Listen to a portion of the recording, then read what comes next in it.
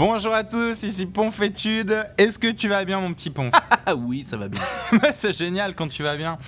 Je me sens tellement revigoré, quoi. C'est fou, quoi. C'est tellement communicatif. J'ai envie je pourrais presque en parler pendant 5 minutes, mais tout le monde s'en fout.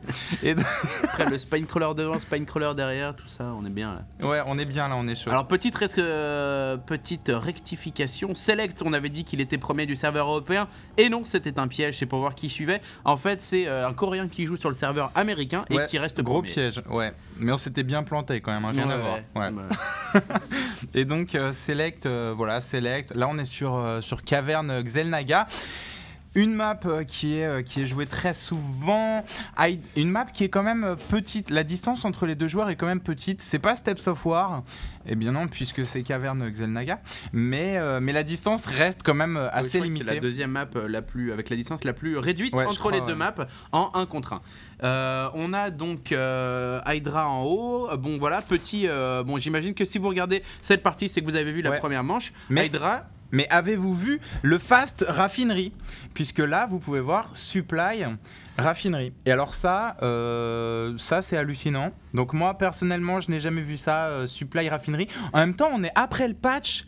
Ça, c'est du fast reaper. C'est le premier fast... Ça, je pense que c'est un fast reaper post-patch. Parce que je vous rappelle que maintenant, depuis le patch, pour faire des reapers, pour faire une baraque, pardon, il faut avoir un supply. Et il faut aussi avoir du gaz, parce que sinon, tu ne peux pas faire de reaper. Donc là, je pense qu'on va assister à un fast reaper. Petit pronostic de Tude et on va voir si ça se vérifie. Hydra qui part comme précédemment sur donc fast expand et donc voilà, la partie d'avant il était parti sur grosse masse muta, il avait un peu tanké avec 2 spine crawlers et des zerglings jusqu'au moment où cette muta était sortie et là la partie était pliée. Donc on va voir si c'est la même stratégie qu'il va opérer aujourd'hui avec vous. Ouais, et Hydra qui s'attend à un bunker rush là-dessus, qui n'a pas encore scouté son adversaire. Mais Hydra qui a mis son Overlord pour pouvoir scouter un éventuel bunker rush. Alors je vois... Ah si, non. Pour moi, l'intérêt de ce drone, c'est de construire une spine crawler dès que la couveuse se finit. Ou alors de scouter, ouais, pourquoi pas.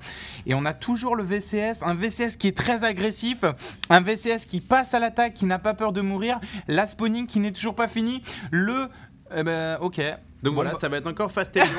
Ok, autant pour moi. Mais c'est marrant, ça gaz c'est avant, pour lancer le réacteur très rapidement et pour lancer l'usine aussi rapidement. Donc voilà. Mais la station orbitale. Mais je précise, la station orbitale arrive plus tard que si vous aviez fait la raffinerie après avoir fait la baraque. Mais maintenant, lui, il a choisi de tech plus vite et de macro moins vite, tout simplement. Oh, il va l'empêcher de se poser ou pas? Ouais, en tout cas, là, ce qui est intéressant, c'est que Hydra a vu le switch de bâtiment. Donc là, il s'attend au Macélion.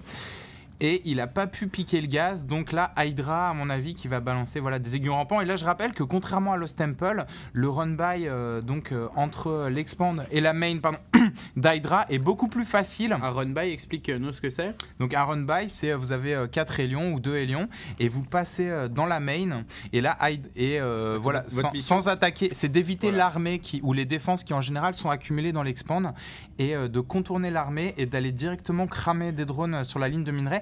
Hydra qui s'y attend, mais là par contre il connaît pas très bien le timing parce qu'il a balancé sa queen un peu tôt, je trouve, sur sa choke. Une queen, ça ne va pas être suffisant pour bloquer les lions. Ah, et là vous pouvez voir qu'il a mis un rally point, les lions qui attaquent, il y en a 2 hélions. Les lions qui... c'est dommage qu'ils se concentrent sur cette queen. Est-ce qu'il n'y aurait pas des cibles plus... Ah ben non, voilà, là la pente est quand même bien défendue. Donc 2 hélions qui vont pour l'instant rester dehors. Et il a arrêté de produire des hélions, il va produire un Medivac. Donc on a 4 hélions, un Medivac. Donc le drop hélion qui a été quand même... il avait pas été super successful sur la partie d'avant. On va voir ce que ça va donner maintenant. Ouais, et Select qui reste... si vous voulez vous entraîner en terrain, Select qui reste sur un gaz pendant très longtemps là. Il est en train de faire son space super, il est toujours sur un gaz. Il avance un hélion pour donner la vision aux 3 autres, là je précise. Et voilà, pour ne pas...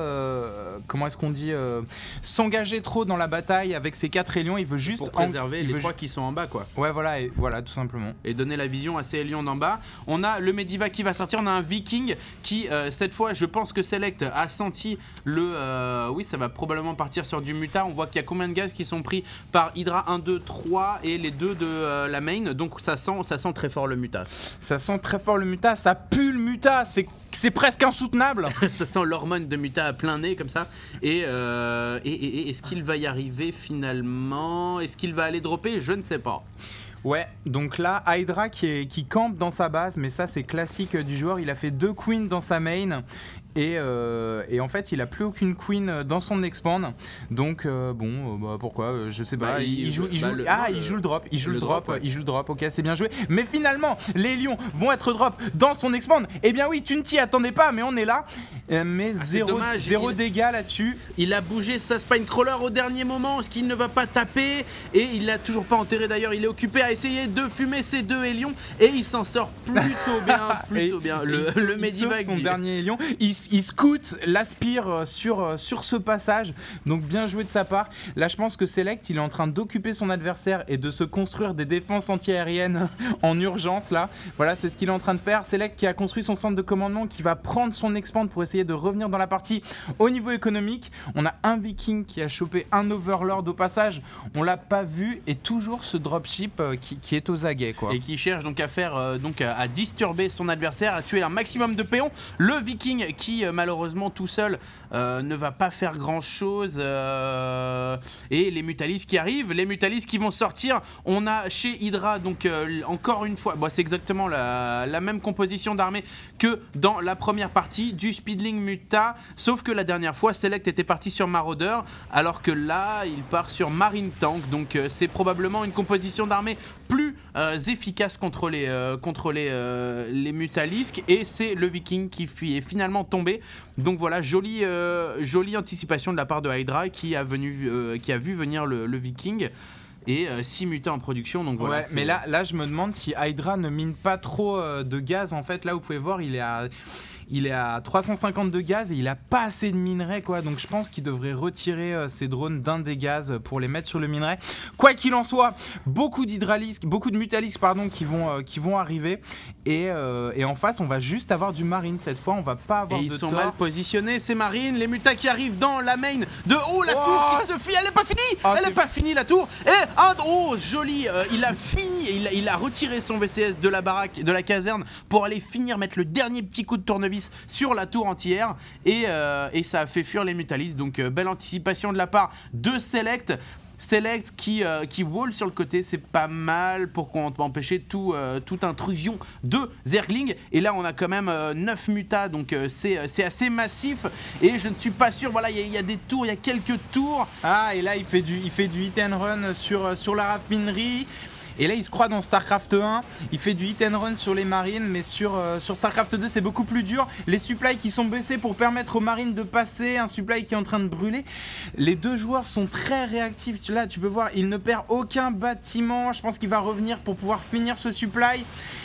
Et le supply qui tombe. Mais c'est fou là, on a une partie où ça se joue au supply quoi. On est à 11 minutes 30 de jeu et c'est en train de se jouer à qui bute un supply. C'est quand même la très belle voilà, micro des deux joueurs. Des petits points qui sont gagnés à droite, à gauche. On a donc les 9 mutas qui ont été produits. Pendant ce temps, Hydra qui va partir sur Baneling. Baneling, donc voilà, encore une fois, il a forcé son adversaire à faire des marines, vous voyez. Et pendant ce temps, il part sur Baneling, donc le contre naturel des marines. Donc c'est Baneling Muta, c'est une composition qui est ravageuse contre les Terranes. Et là, il se contente quand même pour l'instant de Haras. En fait, voilà, Select se défend quand même mieux que de la partie précédente. Et voilà. Ouais, mais donc Hydra qui a expand plus tôt, donc qui normalement a un petit avantage économique. Très beau travail sur les tumeurs muqueuses. Là, vous pouvez voir sur la minimap que on est à 12 minutes 30 de jeu. D'ailleurs, il faudrait qu'on mette le timing sur la gauche. On va le rajouter à la partie d'après. Mais bon, voilà, il a déjà pris un bon contrôle de la map avec ses tumeurs muqueuses. Les mutas qui sont venus choper un supply, mais le deuxième qui va être réparé. Et ça lui donne vraiment le map control dans cette partie. Il hésite à venir choper un Medivac. C'est vrai que c'est risqué. Là, il y a beaucoup de marines. Mais voilà. On a les chancres améliorés qui sont en train d'être produits quelque part dans la base de Hydra. Ils sont cachés. Voilà, ils sont là. Donc voilà, ces deux forces armées, si elles sont combinées, peuvent être dévastatrices. Et voilà, le réacteur qui va éventuellement et prendre... il les stack. Ouh, 4, 2 HP. Ouh, il est mort. Il est mort le réacteur. Donc voilà, à chaque fois, c'est des tout petits avantages que prend Hydra. Et non, Lollipop. Et donc voilà, à chaque fois ça se joue à très peu de choses. C'est vraiment. Il gratouille à droite, à gauche comme ça. Il lui écorche la corne. Ouais. Et il l'occupe aussi pendant qu'il est en train de s'installer quand même bien durablement dans la partie. Il continue à faire des Mutalisques. Mutalisque Shank, c'est dévastateur. Il va les Shanks qui arrivent. Les Shanks. Aïe, ça va exploser. Les Shanks qui arrivent et qui vont. Ils sont super rapides. Le terrain qui... Oh, joli hit and run. Attention, les Shanks. Oh, c'est très difficile là. Le terrain a pris. Il reste que plus que les mutas. Les mutas qui vont donc se débarrasser de ce tank. Et c'est toute l'armée de Select qui est dans le vent. On a beaucoup de mutas, on en a 18 mutas qui donc sont dans la base de Select qui n'a plus de marine, qui fait des maraudeurs. Donc voilà, petit problème. Et les Zerglings qui arrivent et qui sont dans la base. GG de la part de Select qui abandonne face à un Hydra complètement implacable, complètement instoppable, complètement ravageur. Voilà, ça ne rime pas, c'est pas grave. Hydra ravageur, t'as vu. Ouais. Et donc très belle partie. Il a laissé aucune chance à son adversaire. Bravo, c'est lui qui gagne, c'est lui qui repart avec la thune. Le MLG, donc le Major League non, le Major League Gaming. Donc voilà, encore une victoire de Canard comme on dit. Merci de nous avoir regardés et à bientôt. À bientôt.